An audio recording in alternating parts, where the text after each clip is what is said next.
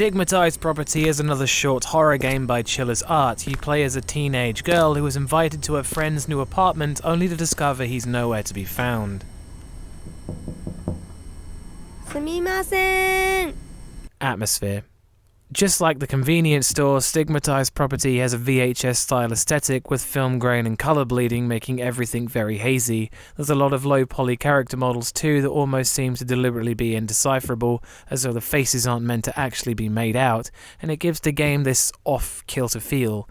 On top of this is the eerie buzz of fluorescent lights, and the cityscape sound effects in the distance encapsulate that creepy feeling of being out late at night in an unfamiliar part of town.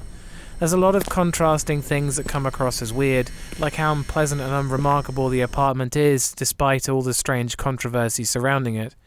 As you collect more notes and fill in the story, the feeling of dread builds steadily as you wait for something to happen.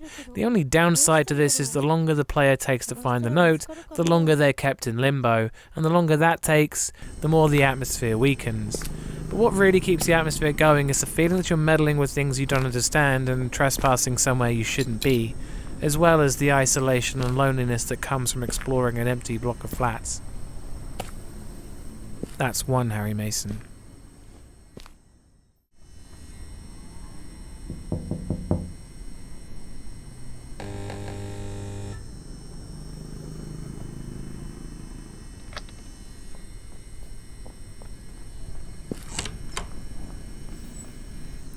Scares.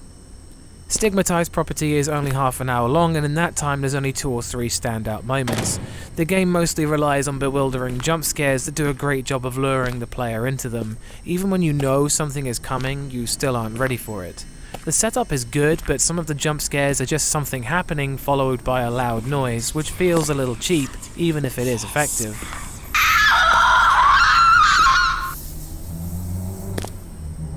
Besides them, there's a few unsettling scripted events. Some are subtle and eerie, but there's a few you can totally see coming. Whilst everything that was in the game worked well, my only criticism is that it felt like there could have been more in there. That's 2 Harry Masons.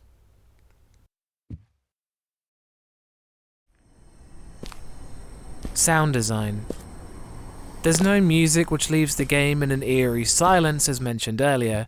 There's the buzz of fluorescent lights and the sound of cars passing in the distance to set the mood and immerse the player in the environment. There's also a lot of realistic reverb that makes the acoustics very believable too. Some of the sound effects are kind of loud and abrasive, but it feels like that's intentional when paired with the VHS aesthetic. On a more technical level, sometimes character dialogue overlaps the same character talking. But besides this, the rest of the game is perfectly serviceable, even if it is very simplistic. That's 3 Harry Masons.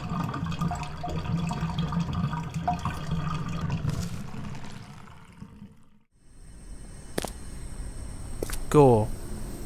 Besides the random dead cat at the start, there's not really any gore, and whilst I was expecting it, it was a surprise not to see any.